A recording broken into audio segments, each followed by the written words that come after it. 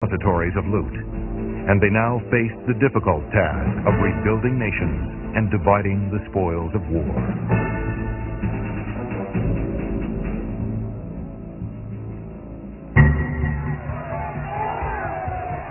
Even before the war, Hitler began looting Europe with all the precision and fervor of his military machine. Paintings, sculpture, tapestries, gold, jewelry, furniture, and books were all systematically plundered in the name of strengthening Germanism. Art was a particular obsession for the Nazi leaders.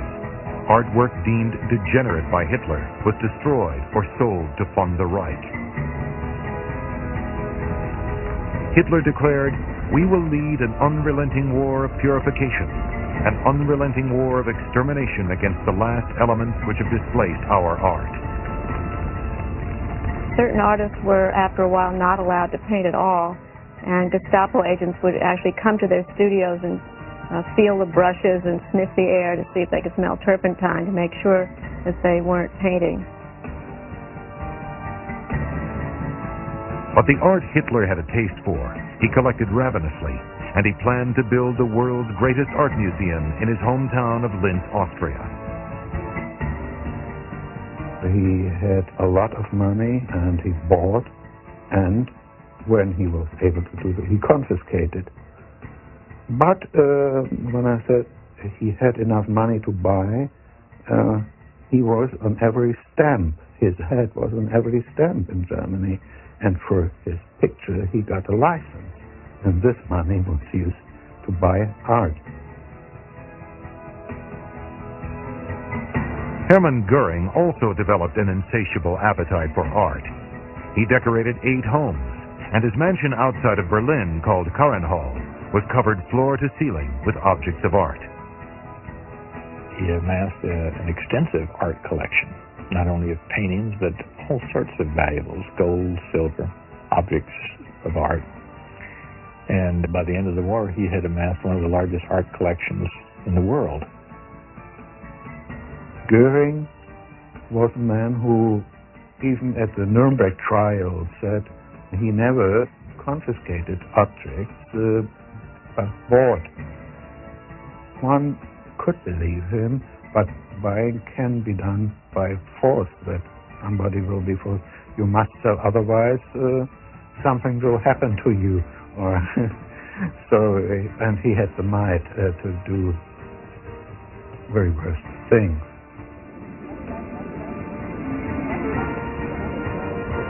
Throughout occupied Europe, people considered of lesser human worth were stripped of their wealth. Possessions of Jewish families were confiscated under the guise of safekeeping. The Germans announced that within 72 hours, all of the valuables and money and gold, silver, furs, radios, cameras, watches, everything, all that kind of stuff had to be delivered to a certain collection point. And I suppose they weren't happy with how much they got. So they decided to teach us a lesson that when an order is issued, it has to be obeyed. And what they did was they sent armed patrols to every corner house and every street. And out of every corner house, they took out 2 men at random and shot them and moved on. And we happened to live on a corner, so they came and they took my grandfather and one of my uncles.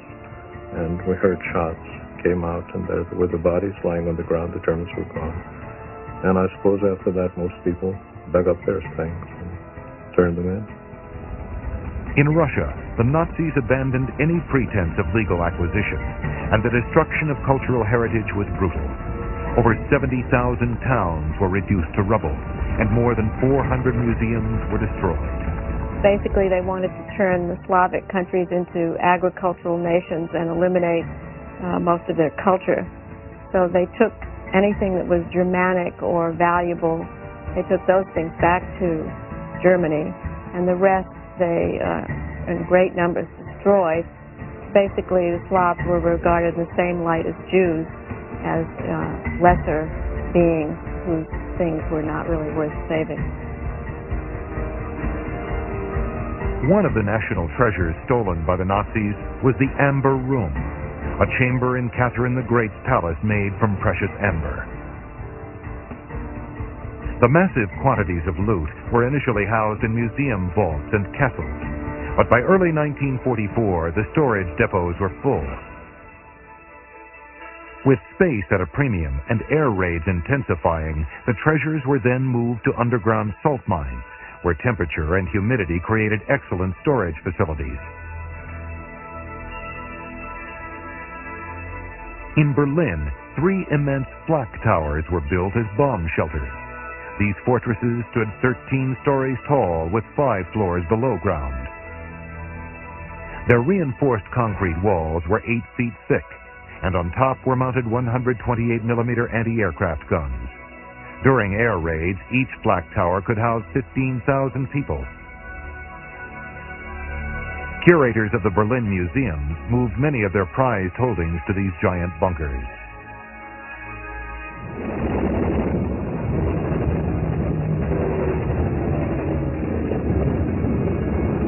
However, by early 1945, even more extreme security measures were needed. On February 3rd, the Berlin Reichsbank was heavily bombarded. The bulk of the German gold and currency reserves were quickly transported to Merker's salt mine, 200 miles southwest of the city. Soon, with the Russians closing in from the east, the museum curators asked to move their treasures to the west, toward the advancing Americans. Nearly everybody in Germany did know that the Russians had to have revenge. The Berlin curators had to believe, and really believe, if the Russians would get the material, it would go to Russia and never come back. Hitler resisted evacuating the artwork, believing the move displayed a defeatist attitude. But finally, on March 6th, he issued the order to move the art treasures underground to mines in central Germany. By the end of April, the Russians were overrunning the city. In the bunker, just days before his suicide, Hitler studied a model for his Linz museum and dreamt of things that would never be.